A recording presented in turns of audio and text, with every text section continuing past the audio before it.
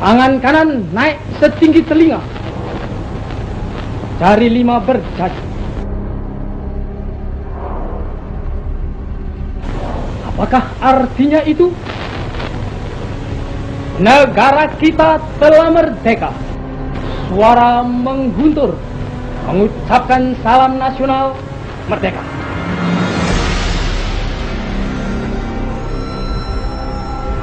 Dan kita siap sedia mempertahankannya, walau dengan jalan yang bagaimanapun juga.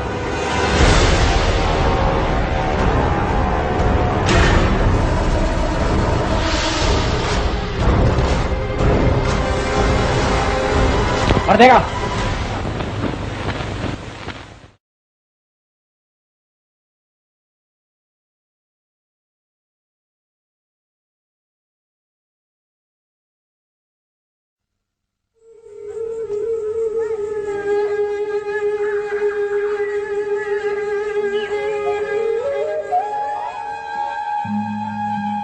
The family, we were just all at home, the kids, my sister-in-law was in the house, my 2 children, and Hood was there.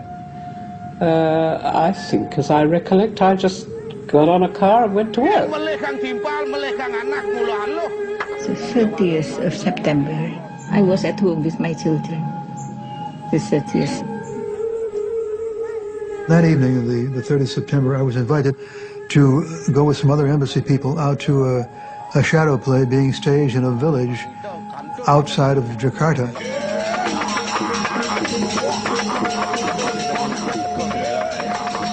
And it was a lot of fun.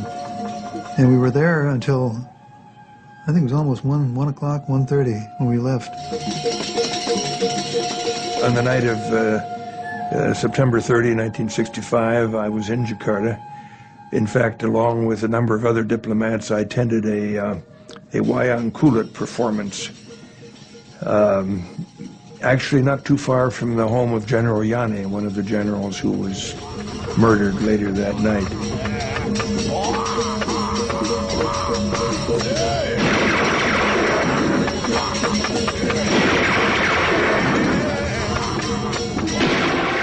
On the 30th of September 1965, 6 of Indonesia's most senior generals were dragged from their beds and brutally murdered. The events of this night led to the bloody mass destruction of the largest communist party outside China and the Soviet Union. It proved to be a major turning point at the height of the Cold War, when the West would help an Indonesian general seize power to become one of the most ruthless dictators of the 20th century.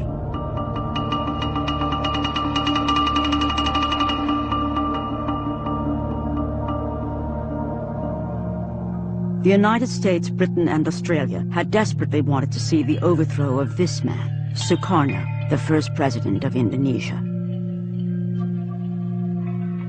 Sukarno's allegiances were too ambiguous for the black and white politics of the Cold War. 500,000 of his supporters were to be brutally slaughtered when his balancing act failed. But buried deeper than the hidden bodies is the story of the West's involvement and of the deadly propaganda war that still obscures the truth to this day.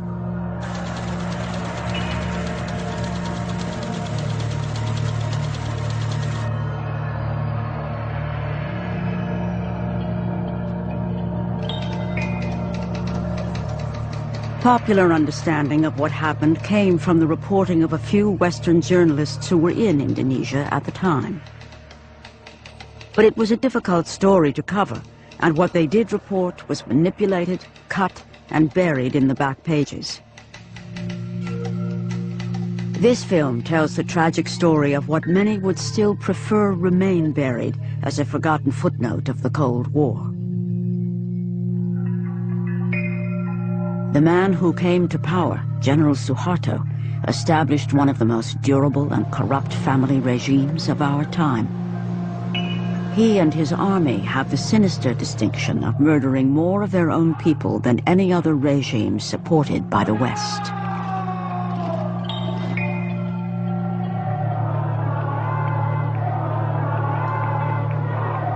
More than 30 years later, after massive popular revolt, General Suharto finally falls.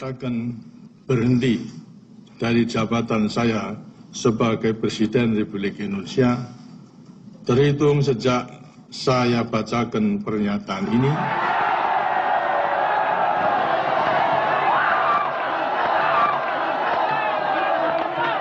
With General Suharto out of power, some Indonesians now feel bold enough to question the corrupted versions of their history.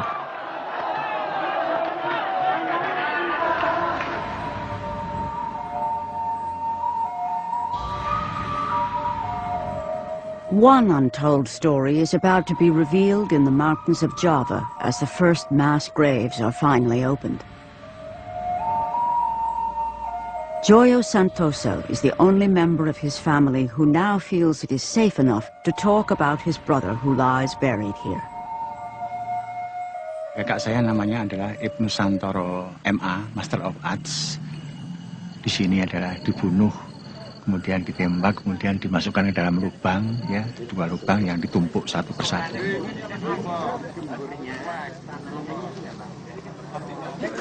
Ibnu Santoro was dumped in this hidden grave, along with 22 others branded as communist sympathizers.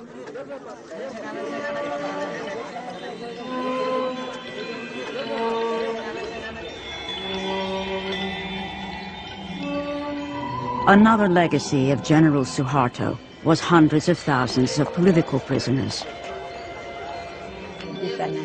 One of those was Dr. Sumiyosi, who was a pediatrician in the capital, Jakarta. Yeah, I stayed in prison 11 years in 10 places. Yeah, okay. Yeah. Dr. Sumiyosi was arrested without warrant, then detained without trial for allegedly being associated with the Indonesian Communist Party, the PKI. My crime is only that I was member of the HSI, and the HSI, it is the Indonesian Scientist Organization. It's a legal organization, but they think that the HSI was a branch of the PKI because HSI always worked for the people, and the army, they are very stupid. They are very stupid, very, very stupid. It is only now, too, that those forced into exile are finally free to return. Like Carmel Budiarjo, an Englishwoman who settled in Indonesia in the 1950s. I returned to Indonesia as part of the victory of the Indonesian people in getting rid of Suharto, because as long as Suharto remained in power, I would never have been able to get back.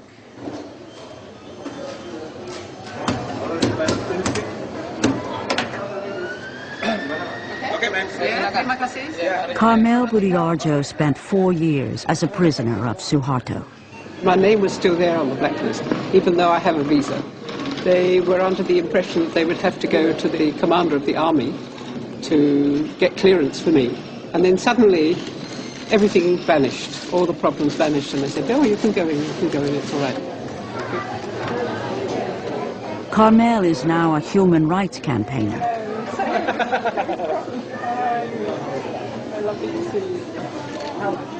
Her friends hope that her visit will help break the conspiracy of silence about the events of 1965.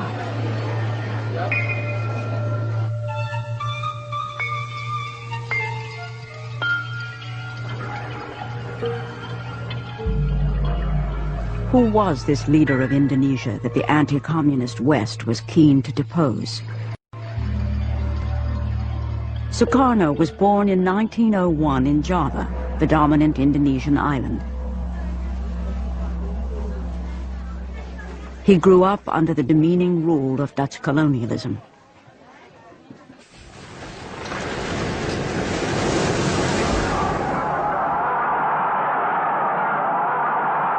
Sukarno was an ardent nationalist who led Indonesia's independence movement. He became president of the new Republic of Indonesia in 1949. belum ada yang menandingi Soekarno sampai sekarang. Dialah yang mengerti nasion Indonesia itu. Karena itu juga Soekarno lah yang tidak jemu-jemunya menganjurkan tentang nation and character building.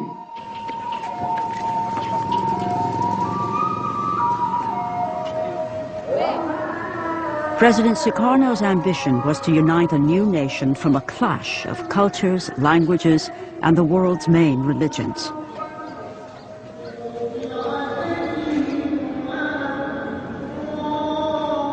Indonesia is the fourth most populous nation on earth and the world's largest Muslim community.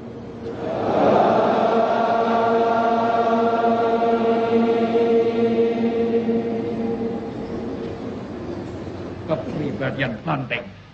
Maka karena itu, ayo maju terus, jebol terus, tanam terus.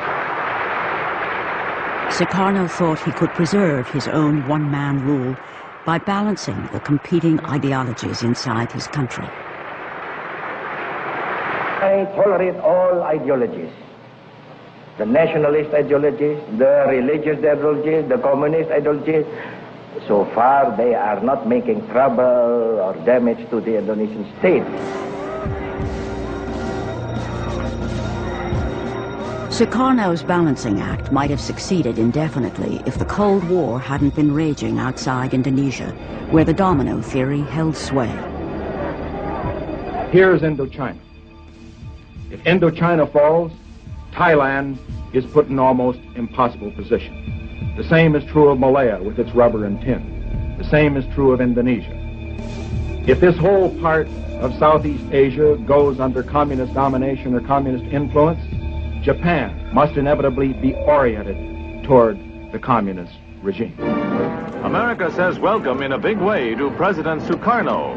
Vice President Nixon and State Secretary Dulles are on hand at Washington's National Airport. As leader of the highly strategic Indonesian domino, Sukarno was courted by leaders on both sides of the Cold War.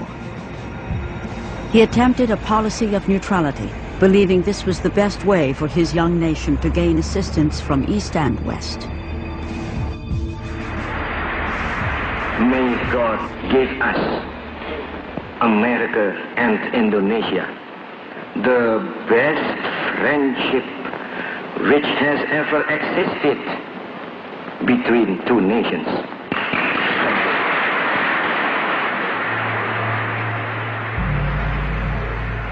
Only 3 months after his address to Congress, he visits China and the Soviet Union. This was interpreted by Washington as going over to the communist enemy.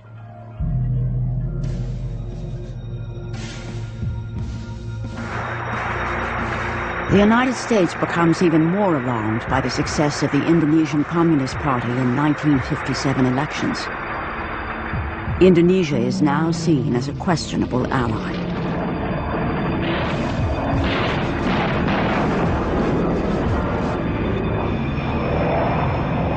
In the largest covert operation since World War II, President Eisenhower backs rebellions against Javanese rule in the outer islands. Let's face it, the United States made a horrible blunder in 1957-58 in supporting an independence movement within Indonesia. It was a disaster. We should never have been in it in the first place, and if we were, we shouldn't have been in it the way we were. American involvement was revealed when a U.S. pilot was shot down. The U.S. quickly withdrew support, and the rebellions collapsed. Western intervention had backfired. Having stood up to a superpower, President Sukarno's grip on his country tightens, and he becomes emboldened on the international stage. Sukarno uses the United Nations to protest about Western intervention in his region. I hate imperialism. I detest colonialism. And I fear the consequences of their last bitter struggle for life. We are determined that our nations and the world as a whole shall not be the plaything of one small corner of the world.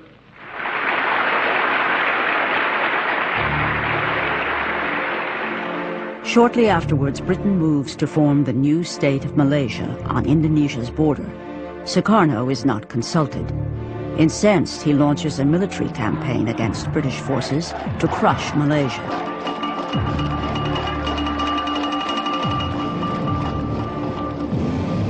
Britain's top propaganda specialist, Norman Reddaway, is sent to Singapore to take charge of Britain's propaganda war.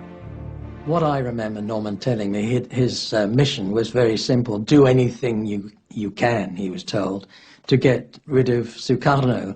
And he was given a budget. It was a matter of hundreds of thousands of pounds.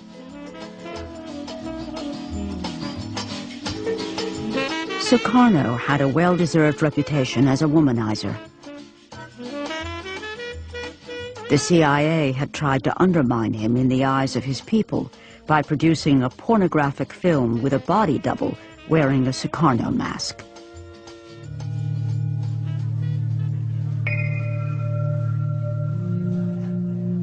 At least 6 assassination attempts were made on his life. Sukarno blamed the CIA for most of these.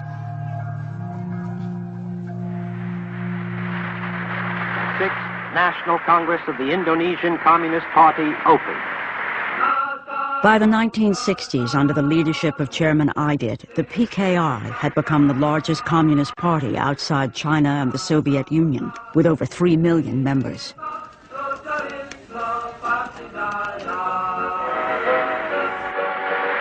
The personal appearance of President Sukarno increases the atmosphere of unity of this gathering. Sukarno himself is a nationalist, not a communist, but he depends on the Communist Party because it can mobilize mass support for his political objectives.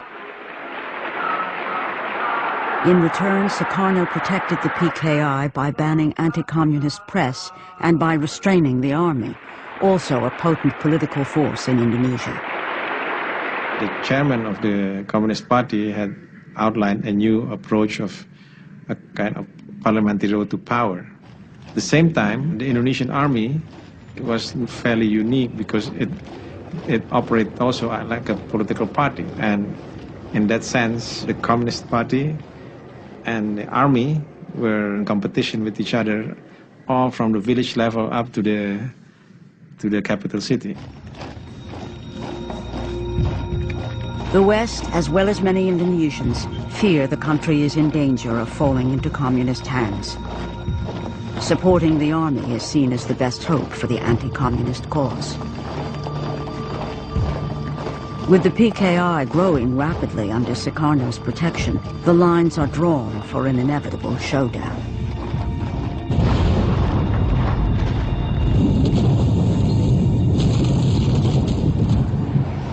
To the north, by 1965, the United States is escalating the war in Vietnam.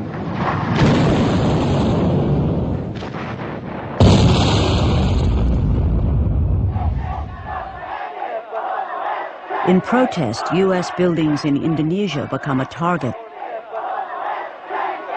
There were mass demonstrations, thousands of screaming demonstrators that would throw rocks at our embassy, several with flaming rags around them. So we were, in effect, public enemy number 1 at that point. We had replaced the British.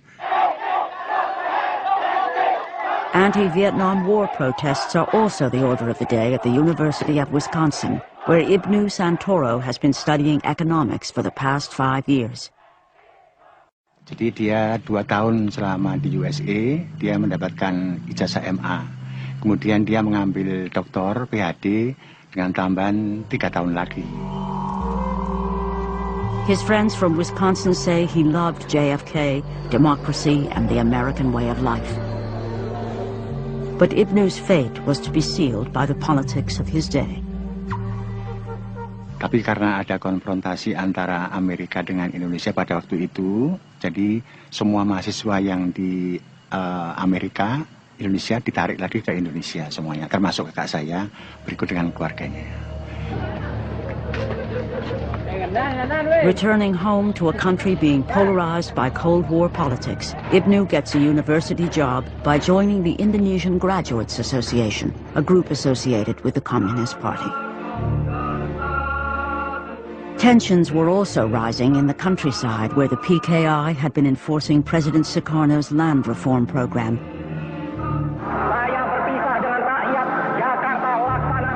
When the UN backs the formation of Malaysia, Sukarno withdraws Indonesia in protest and declares he'll join an axis with Peking and Hanoi.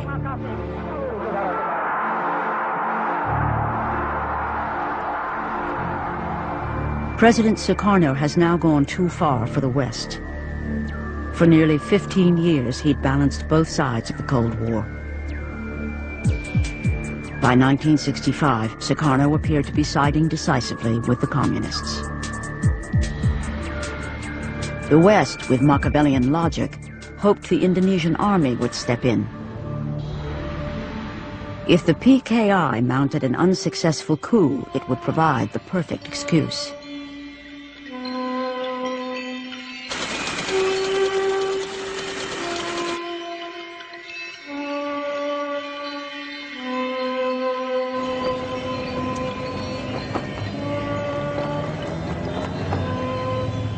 Certainly, 1965 was the height of the Cold War. Vietnam was very important for the Americans, and the war wasn't going too well. The Marines had landed, but they had taken some bad reverses. And so when it appeared that at the back door, Indonesia was about to go completely into the communist orbit, there was a lot of concern. There was a lot of fear. Then Sukarno appears to collapse at a public reception, raising the stakes even further. There were rumors that his kidney was failing, and of course put the army on high alert.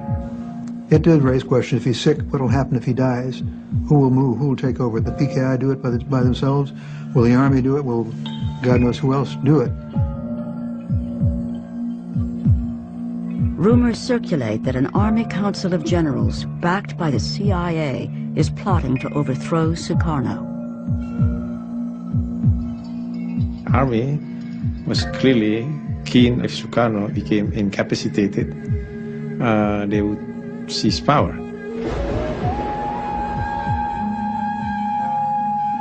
Ani raga patut waspada.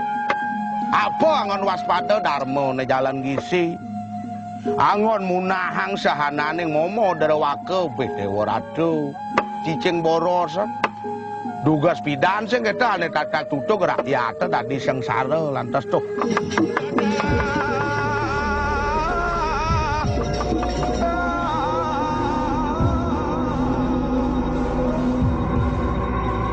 On the 30th of September 1965, Indonesia is changed forever.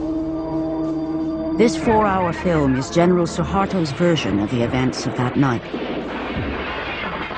It was shown every year on all television stations while he was in power. It portrays junior army officers supposedly under control of the communist PKI, kidnapping and killing the head of the army and 5 senior generals.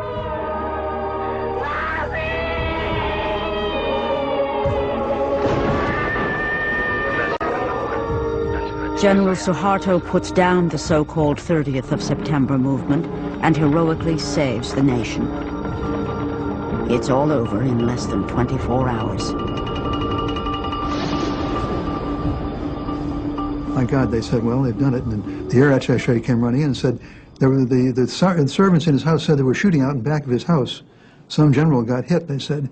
Turns out to be Panjaitan, who lived right behind him there. So, well, this was beginnings of a very upsetting environment. But we didn't know what the heck was going on. The morning of October 1st, when Time magazine called me and said, Don, there's been a tremendous coup. We don't know what's going on, but we know that 6 of the top Indonesian generals have been killed in this slaughter overnight. And we don't know whether Sukarno is behind it, what's going on, but you're the only person, the only journalist in Hong Kong that has a visa. 3 days after the murders, the bodies of the dead generals are discovered in a well. President Sukarno has appointed General Suharto to restore security. Suharto personally witnesses the exhumation. Suharto also closes down the civilian press. The army-controlled newspapers run false but graphic stories telling how communist women had tortured and mutilated the generals, gouging out their eyes, cutting off their sexual organs, and dancing over their bodies.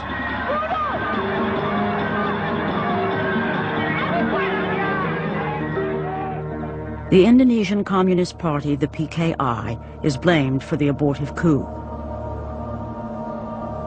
The first big event I covered in Jakarta was the funeral of the 6 generals. We had heard tales about the way this slaughter had been done, the mutilation of the generals, how they had been tortured and killed. And we had no way of knowing it. We didn't speak to any eyewitnesses. And so if the army put out with authority that these bodies were mutilated, it became the perception. If the Communist Party was responsible, Western diplomats could not understand why it would mount such an ineffective operation. I would have said it made no sense at that time because the communists were moving very effectively. They were achieving their objectives by other means. And I would have said, why in the heck should they mount a coup? It was known that the murders were carried out by junior army officers calling themselves the 30th of September movement. But the question of who, if anyone, was pulling the strings behind these officers was much less certain. Nevertheless, the diplomatic cables do reveal the West was keen for Suharto and the army to drive home its advantage in this brutal Cold War struggle.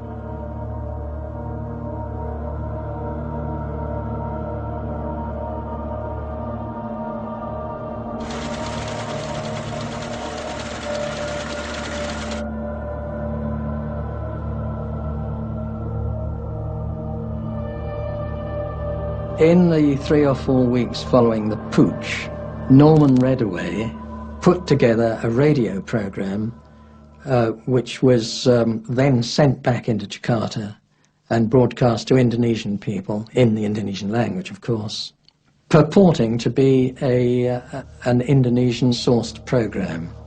They were putting back a highly coloured version of the story that Suharto and his men were putting about.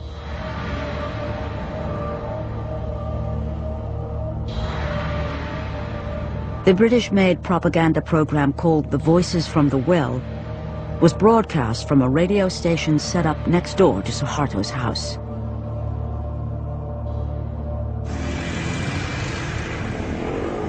The army set up a new tabloid to spread stories of the bestiality of the PKI. They emphasized that women will sink to utmost depravity under the godless communist influence. It didn't have to take great skills for the army to whip up the sentiments against the communists. At the same time, I think the whole party was still left in the lurch because they still were in the mode of the parliamentary road to power. So they were essentially defenseless and armed without arms. Exactly the situation Aidit was worried about. Chairman Aidit, the communist leader, went on the run in central Java, telling people to defy the accusations against them by carrying on as usual. It was advice that would prove fatal for many. PKI members in President Sukarno's cabinet were arrested, and other senior leaders secretly executed. Sukarno was rapidly losing his grip on power. He appealed for calm, but was powerless to protect the Communist Party he had courted for so many years. After the 30th, when we heard about the rebels, we had very much very many books from Leninism, Marxism, and so on. My husband said that we must burn it.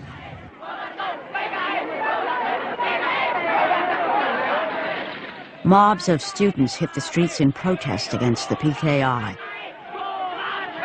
The army supplied them with lists of targets to be attacked. The Communist Party headquarters was the first to be destroyed.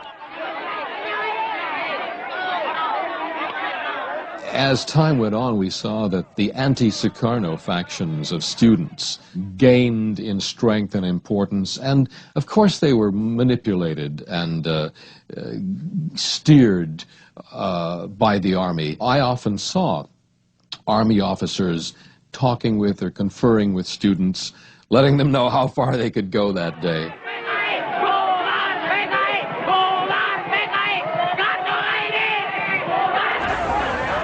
From far, I saw a fire and saw so many people crying, exciting, and so on. And I said to my driver, "Oh, stop, said, you must, we should drive on." Dr. Sumiyoshi was coming home from work when she saw her house in flames. Did you ever go back to your house, or was that the last? Oh, no, not anymore to my house. It's already destroyed by the 2 or 3 trucks hired by group of Suharto. Dr. Sumiyoshi and her husband left their 3 children with relatives and fled.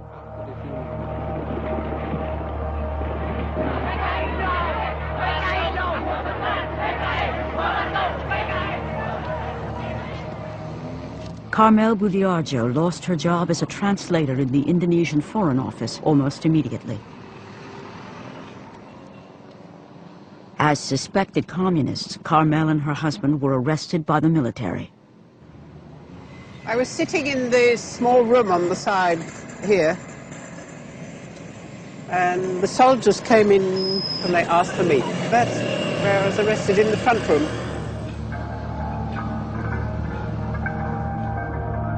When we were sitting in this jeep taking us out of town, the fellow who was in charge, he said, you have to blindfold. And that completely destroyed me, because I just couldn't understand why they were doing this. So I became hysterical then. And of course you always have the worst idea of what was going to happen. You know, going to be taken off and shot or something like that. She was to spend 4 years as a political prisoner.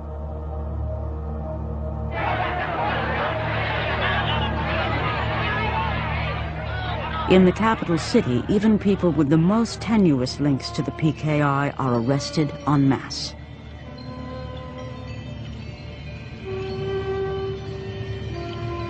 With the names of party members being given under torture, the net gets wider and wider. Dr. Sumiyoshi and her husband are caught on the run.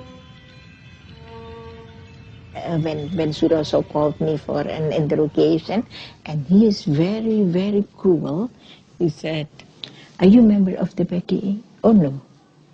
Are you doctor of the CC? I am not a member. How can I be a doctor of that?"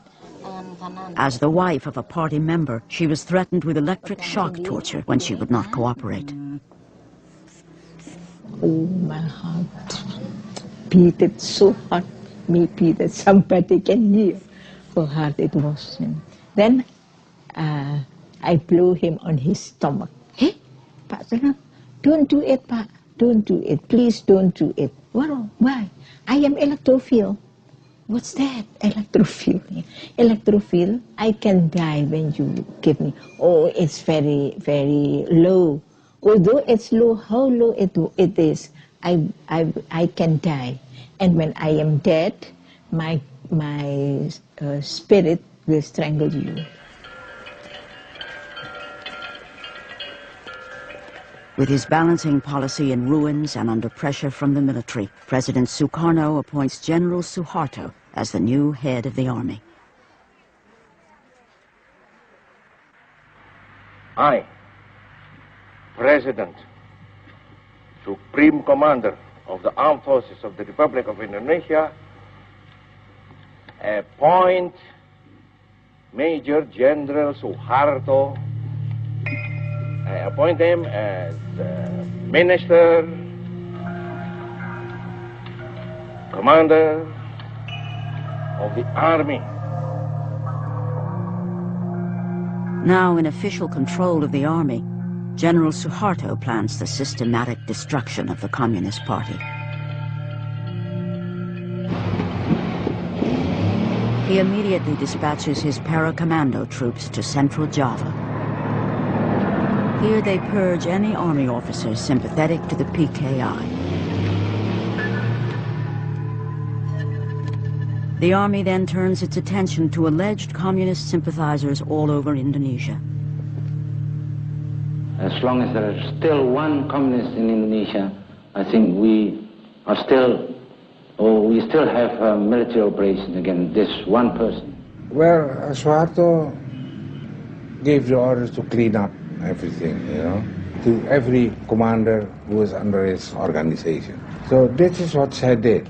I ordered all my people to send patrols out and captured everybody in the PKI post.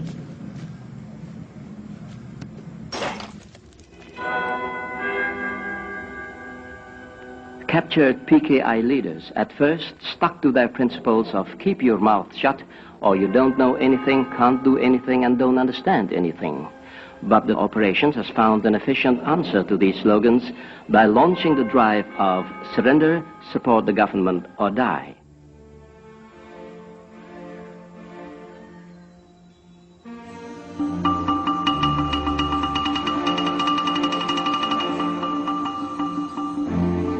The district of Prambanan, known for its 1,000-year-old Hindu temple, was one of the first to feel the wrath of Suharto's ideological cleansing campaign. The army swept through Java, looking for communists, stirring people up, and they came upon many peasants, and the soldiers would say, you're PKI, you're a communist. And the poor peasant farmer would say, what do you mean PKI? What are you talking about? And the interrogation would go on, and the farmer might say, oh, you're talking about those guys who came around and offered us seed at cheap prices. Oh, yeah, sure. We signed up with them, but that doesn't mean I'm PKI. I wasn't a communist.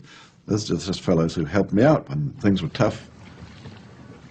And certainly they did kill communists. They also killed a lot of people who were probably not communist.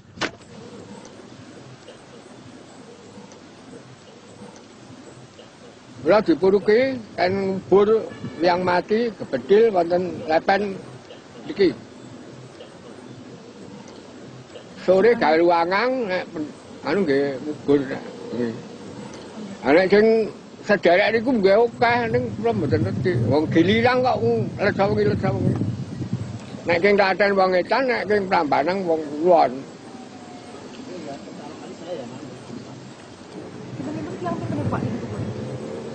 Nek elingan kula nggih antane 800-an nggih. Liwat.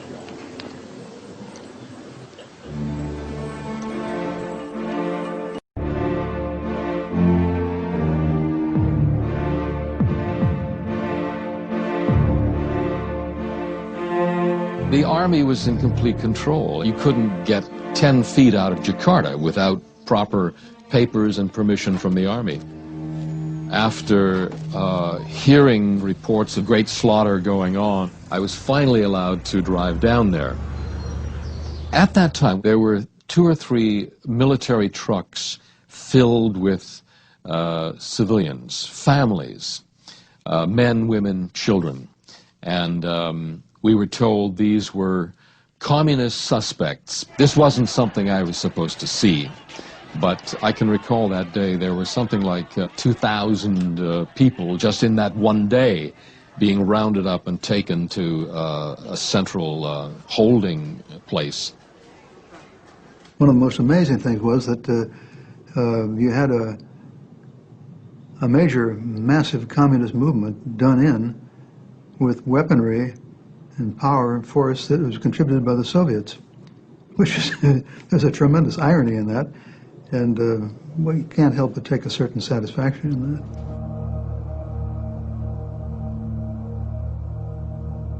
In Yogyakarta, Ibnu Santoro's name is given to the army. Jadi itu tepatnya adalah tanggal 10 November tahun 1965, ya. Kakak saya didatangi oleh 2 polisi militer, ya. Kemudian dijemput, kemudian dibawa untuk ke kantor polisi militer tadi itu. Terus kemudian pamit dengan istrinya sama anaknya dicium, terus kemudian sudah tenang aja. Saya mau ada urusan sebentar dengan pihak yang berwenang.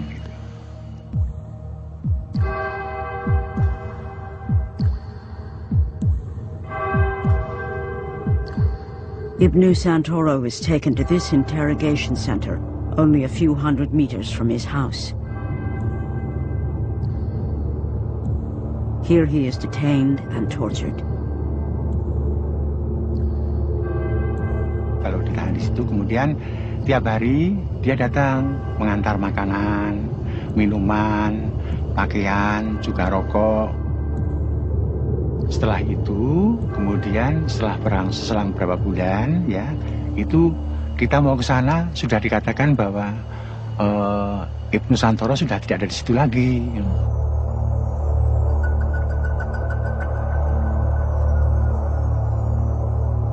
Ibnu is taken on a 4-hour drive with 22 others. One of Ibnu's fellow prisoners on the truck manages to write a list of everyone's names on the journey that day. He persuades one of the soldiers to draw a map of their final destination, which makes it back to relatives.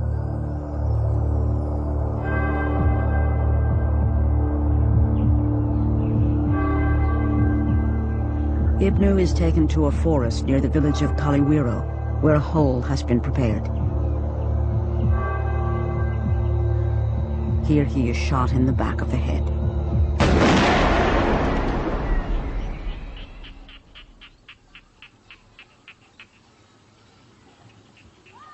Seven weeks after the murder of the generals, Communist Party chairman Aidit is finally captured in central Java.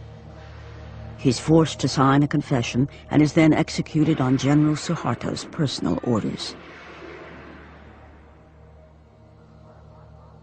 The once invincible President Sukarno is now powerless to prevent the wholesale slaughter unfolding in his country.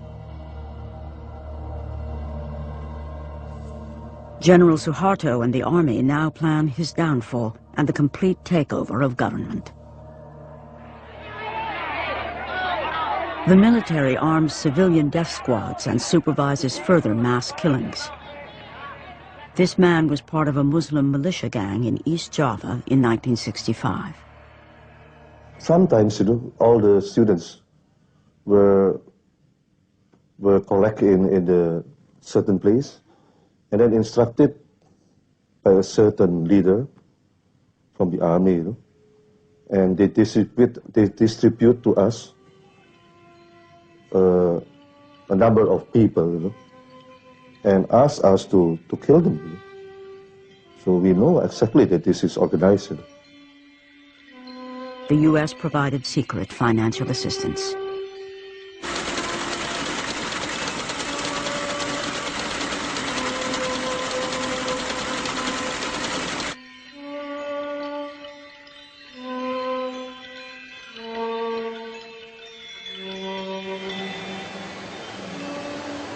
I saw many broken bodies and many pieces, torsos, legs, arms, floating in the canals.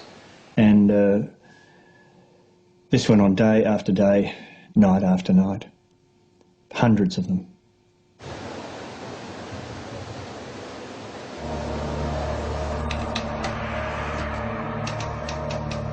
Although there were several journalists inside Indonesia filing reports, the true story of a one-sided slaughter did not immediately reach the Western public.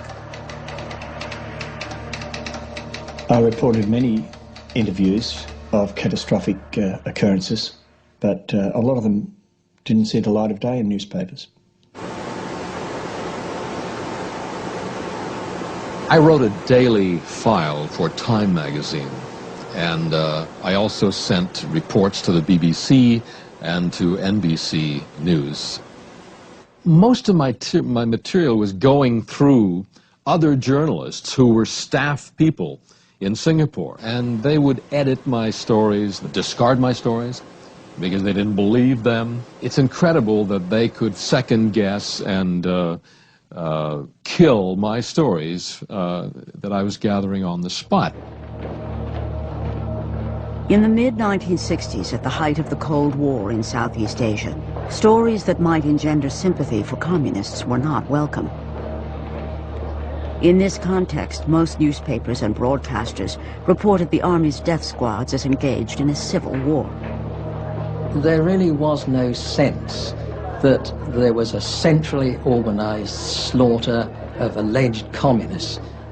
It was being presented from all directions as a sort of running battle going on between, you know, organized communism and an organized army. It was a cleaning up operation. It was not a slaughter. The word slaughter didn't pass anyone's lips at that time. The scale of it was not understood.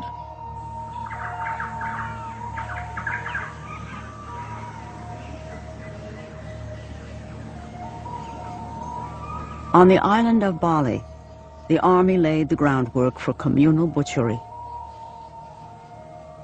Propaganda teams toured the countryside, spreading stories of Pki plans for women to seduce and castrate soldiers to obtain weapons.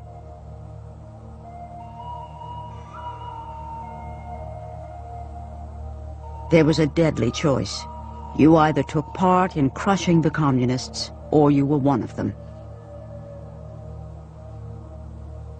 I was told by General Sawa, Eddie, that whereas his boys, as he put it, had to encourage and stimulate the killing in Java, the killing in Bali was so intense that they had to stop it. They had to put a stop to it. Di sini banyak sekali orang dipotong. Saya sendiri, saya nggak tahu, saya nggak sengaja bicara. Ketemu saya orang dipotong, saya begini. Nih kenapa anaknya salah, saya menangis, saya sama anak saya, baru saya nangis, kenapa nangis, nanti dipotong, tetangga saya digalakin. Kenapa nangis orang dipotong, ketagihan potong, ya boleh saya potong.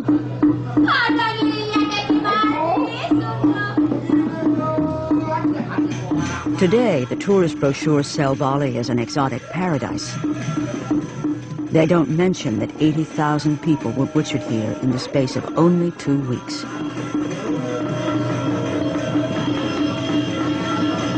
From the West point of view, the bloodbath had begun as an opportunity to see an end to Sukarno and the communists.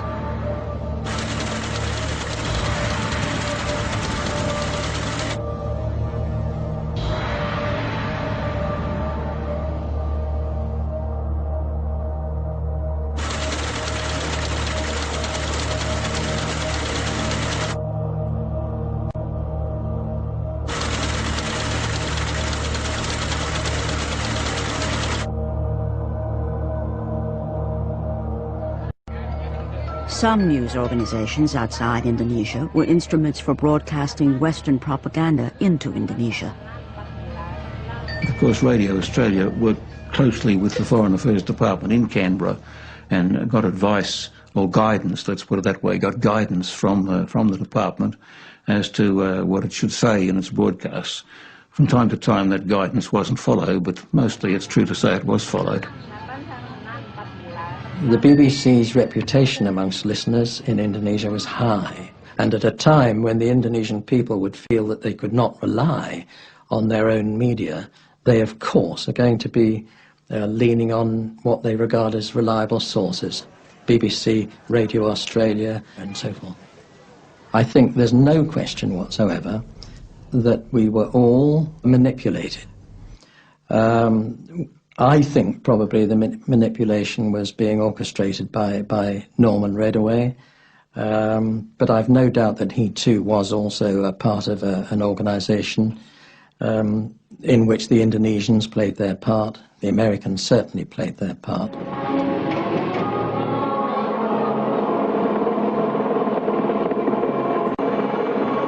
Six months after the murder of the generals, hundreds of thousands of communists and their alleged supporters lay dead. General Suharto's troops surround Sukarno's palace, causing him to flee by helicopter.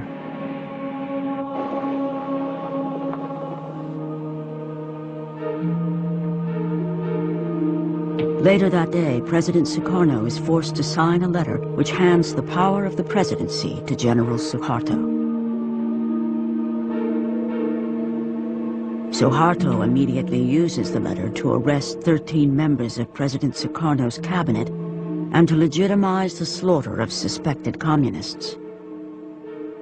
Jelas dan kita semua tahu bahwa kekacauan dan ketegangan sekarang ini disebabkan karena PKI.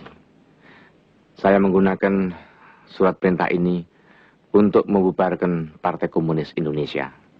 Dikiranya SP 11 Maret itu satu transfer of sovereignty, of authority. Padahal tidak. Despite President Sukarno's objections, General Suharto had effectively wrested control of the Indonesian state. His takeover was reported as a gentlemanly affair in the London Observer and welcomed in the New York Times, which hailed Suharto as a gleam of light in Asia. I welcomed the Suharto regime, and most of the journalists did. It was the first time order had been seen in Indonesia for about 10 years. The Economist in early to mid-1966 started peddling the US line that Indonesia was safer under a disciplined rule. That certainly was true, it was safer, but to deny the level of destruction and the human tragedy that had taken place seemed to me quite idiotic. The majority, I think, of the press was looking the other way. You know, there was no condemnation of it, I think. It was kind of tolerated and accepted. In fact, a kind of welcoming that Indonesia was joining the fold of the anti-communist movement. The Indonesian domino ultimately fell on the western side of the Cold War divide. Compared with getting bogged down in Vietnam, it was seen as a clear victory for anti-communism and for President Lyndon Johnson. Visiting Vietnam later in 1966, LBJ was to invoke Indonesia as a rallying point. He told US troops that their exploits were the reason why people in Indonesia were enjoying freedom that they didn't previously have.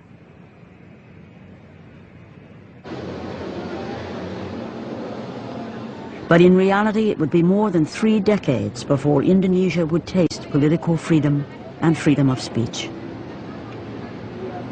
Now, after General Suharto has fallen, Indonesians can finally question his official version of their history. Like Professor Arif Budianto, the forensic pathologist who in 1965 was called to examine the bodies of the dead generals.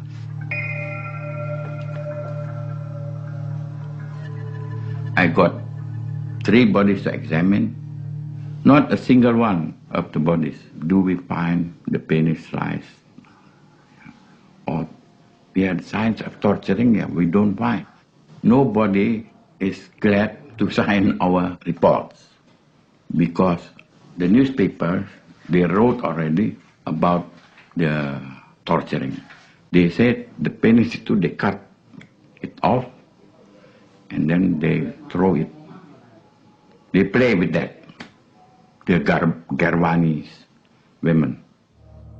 Professor Budianto's autopsy report was suppressed under the orders of General Suharto. Many Western journalists accepted the lurid story without question. Terror and bestiality was a calculated part of the PKI plan. They even had special mutilation squads made up of girls. Sex orgies went on before the torture ceremonies got underway. Eventually, the mutilated bodies were dumped down a well.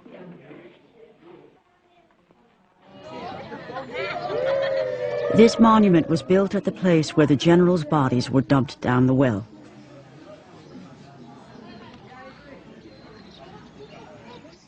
This is what pains me most, to see the women here, because I spent several years together with women who had been tortured to confess that they had perpetrated sexual crimes against the bodies of these generals. And of course we know that that was not true. Their confessions were published in the newspapers.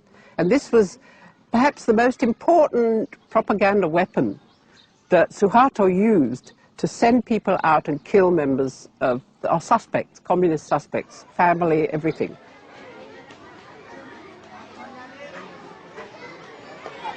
Ini dia umur berapa? 10 juga? Sekecil. Dan ini juga 10. 12. Kenapa dibawa ke sini?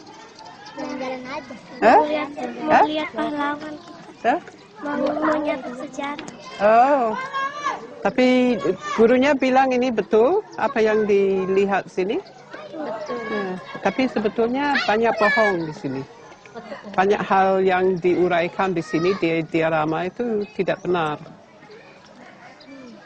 Karena saya dulu juga kenal dengan wanita-wanita yang dikatakan begini, tapi mereka tidak berbuat begini. Jadi ini banyak sekali bohong di sini. Gimana maksudnya bohong? Suharto itu berkuasa.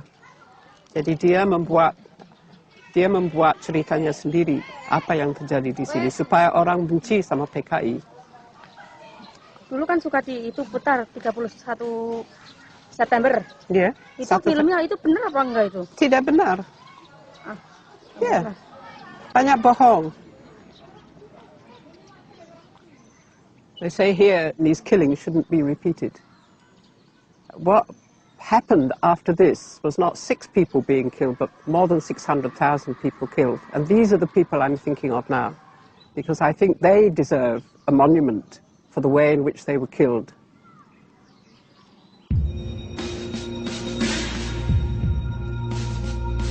Military courts put more than 1,000 people on trial for the murder of the generals. There were no acquittals. The courts ruled that the Indonesian Communist Party was the sole puppet master behind the murders. Over 70 death sentences were handed down for the crime of having prior knowledge of the plan. But it's far from clear who else had prior knowledge of the plan to kidnap the generals. True responsibility is variously attributed to President Sukarno, General Suharto, and Western intelligence agencies.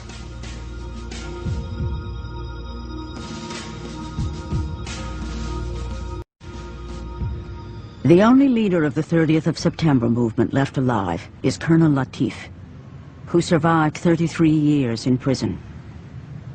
He claims he informed General Suharto of their plans, and Suharto has admitted meeting with him. Sama itu sudah ketemu sama Sidarto, memberitahu kalau paginya akan dihadapkan para jenderal sama Bung Karno. Karena semua sepakat Harto dianggap loyal sama Bung Karno. Those who see the hand of Suharto say it was his agents who infiltrated the 30th of September movement to make sure the generals were killed that fateful night. The rebel soldiers maintained it was never their intention to kill the generals. Their intention, they said, was to bring them before President Sukarno to face charges of planning a coup against him.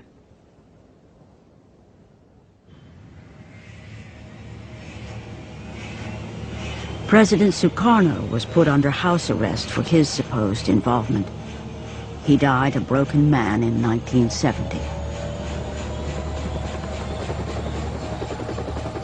But what of the role of Western intelligence agencies? Omar Dani, head of the Air Force, received a death sentence for his foreknowledge. Released after more than 30 years in detention, he clings to a view that many Indonesians like to believe.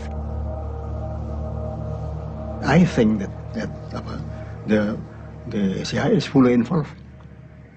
And Suharto cannot do that because at that time, I don't think that not one general has the capacity to arrange such an intricate and so complicated operations. As CIA station head at the time, Hugh Tovar denies the CIA had any involvement in the conspiracy. In my time, 64, 5, and 6, the CIA was never told to do any such thing. The CIA was sent out there to collect intelligence and report it to headquarters and to tell us what in the name of heaven is going on in that crazy country. You know, that's the way it was. And if the audience can't take that at face value, there's nothing I can say that's going to convince them. What is fully established is that Britain and the US gave extensive support to the army immediately after the murder of the generals, including providing weapons. The full extent will not be revealed until all the documents have been declassified, which could take many decades.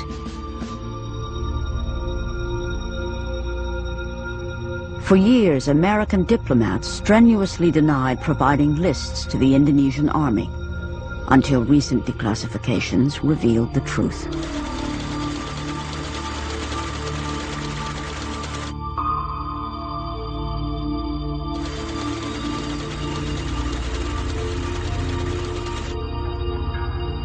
There were lists going around.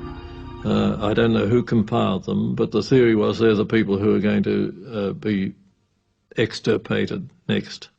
So clearly there was a method and an organisation behind it all.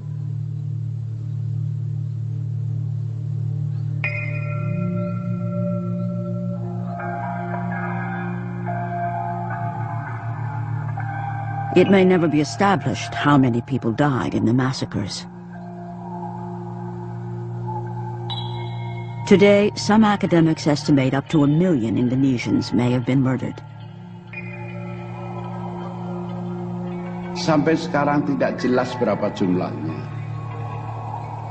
Tapi terakhir Domo yang Domo tahu, dia menyatakannya 2 juta. Terus yang memimpin pembantaian Sarwo Edi pernah menyampaikan pada seseorang 3 juta. Tapi jumlah yang jelas tidak ada yang tahu sampai sekarang. Melayu, ayo Melayu, Melayu,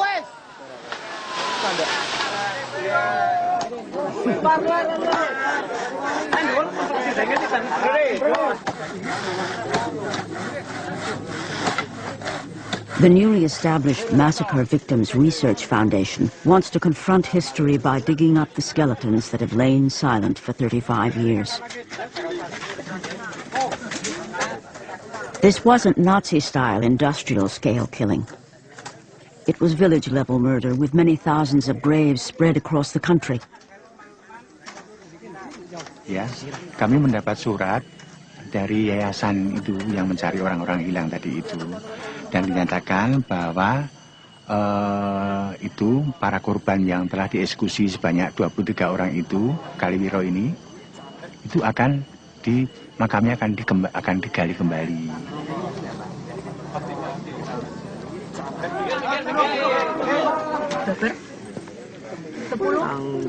Bulannya 6, 19, 65. Tanggalnya ini. This grave is unique because here the dead can be identified. The list of names and the map that was smuggled back to relatives provides the crucial information.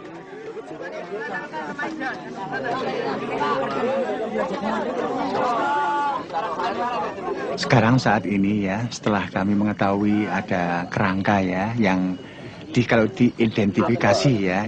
Mas Ibnu itu siapa, Bu? Dr. Andes Ibnu Santoro.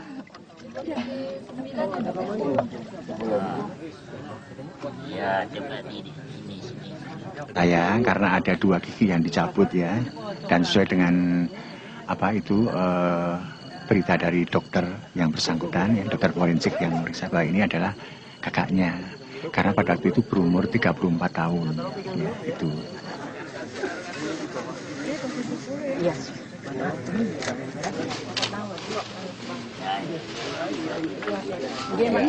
Ini lubang keluarnya kayak. Ini lubang keluarnya. Lubang masuk. Ini masuk. Ya, keluarnya sudah ke sana. Ini.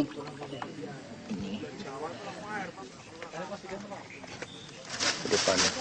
Nah, ini lubang keluarnya. Di sini adalah dibunuh, kemudian ditembak, kemudian dimasukkan ke dalam lubang, ya, 2 lubang yang ditumpuk satu persatu tanpa ditumpuk kayak apa saja itu, kayak kayak menimbun binatang saja itu. Itu saya merasa sakit. Tapi itu kita sebagai seorang Islam Muslim yang beragama ya, itu semua kita kembalikan kepada Yang Maha Kuasa. For Indonesian Muslims, it's traditional to make an annual visit to the graves of their relatives. These families can now rebury their lost relatives in accordance with their beliefs.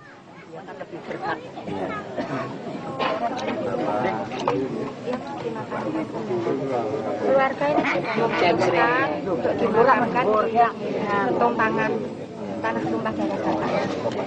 Kita sakit buat But as they will soon find out, even this simple gesture will stir old resentments.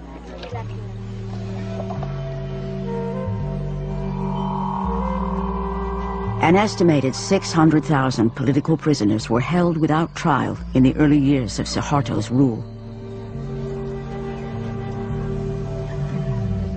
Carmel Budiarjo recalls sharing a prison cell with Dr. Sumiasi. What always sticks in my mind about Dr. Sumiasi was she said, we must not succumb to their bullying. And the way we don't succumb is by staying healthy. We have to survive. The 2 women haven't seen each other since prison 30 years ago. I can't believe it. Hello, how are you? Yes.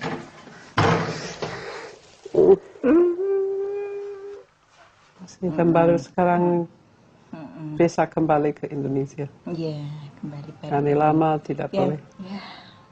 A Dutch cameraman came to Plantungan. Oh yeah. And you were in the film. Oh yeah. Examining the patient. With your ear. With my That's right, with your ear. The only doctor in Plantungan is herself a political prisoner. I am checking her heart with my bare ear.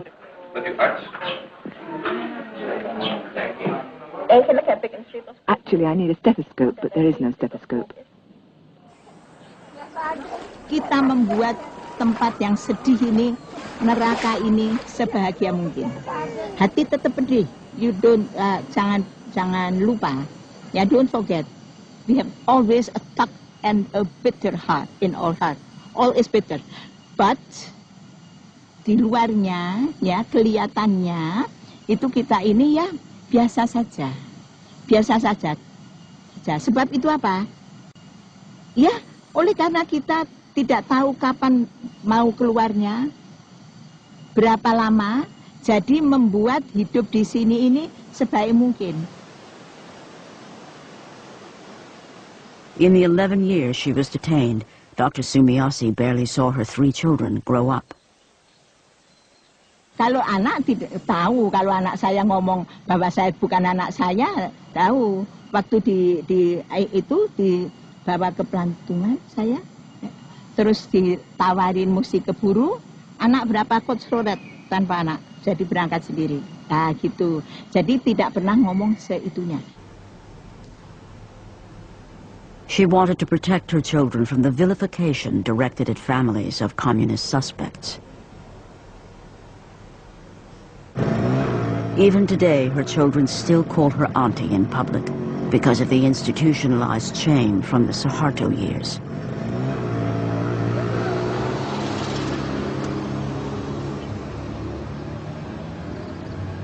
After her arrest, Carmel Budiarjo's teenage children fled to London, where they lobbied for their parents' release. After 4 years, she was let out of prison and told never to return to Indonesia. Her husband was detained for a further 8 years. Carmel established a lobby group to draw attention to the plight of political prisoners. Other critical human rights issues in Indonesia soon took over, like East Timor. I remember reading about what was happening in East Timor. I really wept, because we knew what the army was capable of. We had tried, I mean, our particular efforts were obviously devoted to getting the British government to stop selling arms. I mean, for so many years we had pleaded with them, and they just wouldn't listen.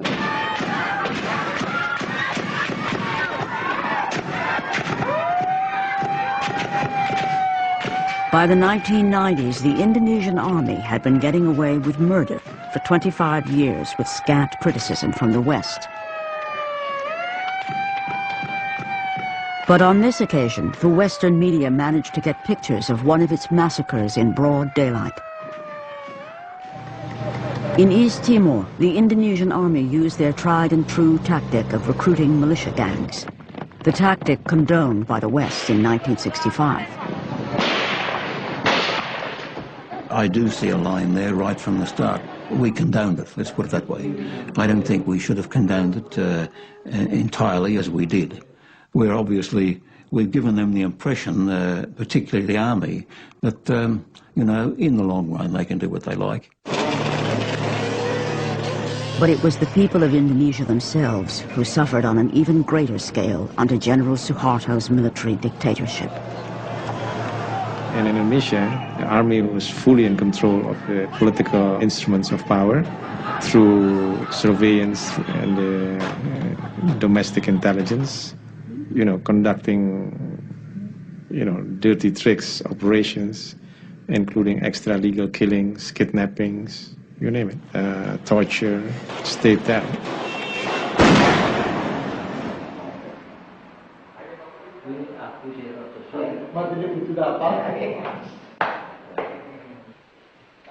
Today, General Suharto may be out of power, but reburying the bones exhumed from Kaliwiro is a highly sensitive issue. Along with the relatives of other victims, Joyo Santoso has come to transfer his brother's bones into a small coffin for reburial in the family cemetery. The foundation has obtained permission to rebury those bones unclaimed by relatives here in the village of Kalaran.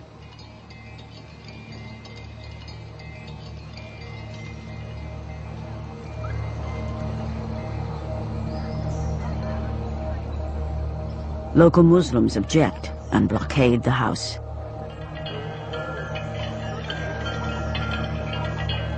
The generals then order the people to be against the communists by picturing the communists as the culprits of the attempted coup d'etat on the night of September 30 and the consequent times. Some people were against communism, but actually it's misperception. Karena begini, di sini itu kalau untuk makamkan, daerah sini bukan daerah PKI, ya, begitu. Mungkin yang mengompor itu juga nganggap ini PKI kan gitu. Ya. With the house blockaded, Joyo and the other relatives try to remove the coffins to safety. Kita berangkat keluar, ternyata di depan rumah Pak itu Irawan sudah ada poster-poster. Ya, kemudian juga sudah ada, jadi pintu keluar itu sudah diblokir sehingga keluar masuk daripada rumah Pak Irawan itu sudah diblokir.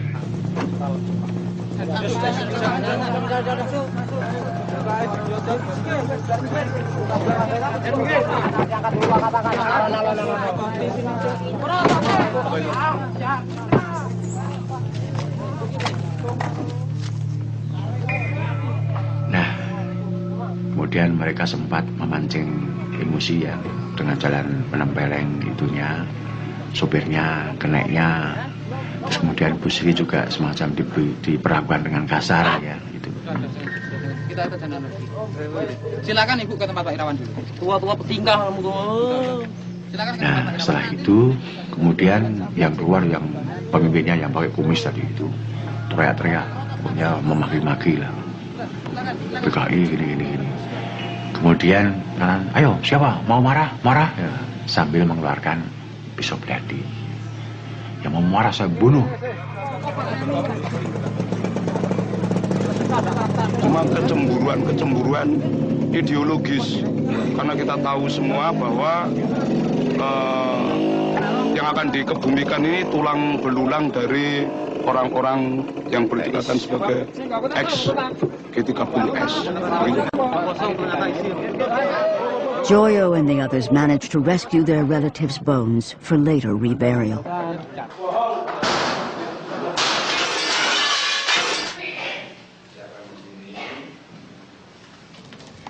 The mob attacks the house and burns the empty coffins while the police stand by. They later destroy the house completely.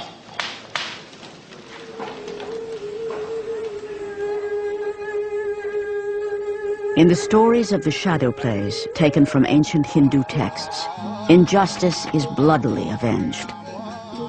Forgiveness is not part of the equation. What chance, then, for justice or reconciliation in Indonesia? Menurut saya rekonsiliasi itu kan lelucon saja. Ini sudah tugas negara harus mendirikan hukum, mendirikan keadilan untuk rakyatnya sendiri. Apa persoalan rekonsiliasi? Apa persoalan maaf? Ini itu. Yang penting hukum didirikan, keadilan didirikan, hak-hak asasi manusia didirikan. Itu persoalan yang harus dilakukan oleh negara.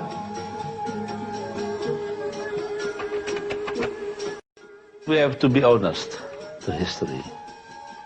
If we did a wrong thing, then we have to apologize for it.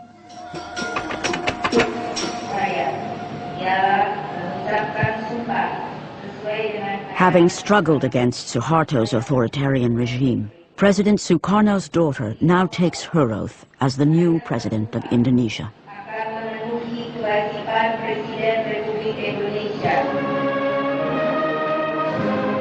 Like her father before her, Megawati Sukarno Putri must balance the volatile forces inside her country.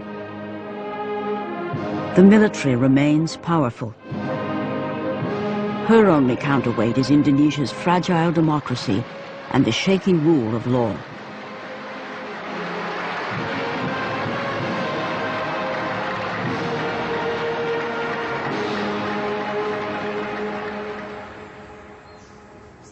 After 35 years, Ibnu Santoro has been rescued from a mass grave and is being given the dignity of a proper burial.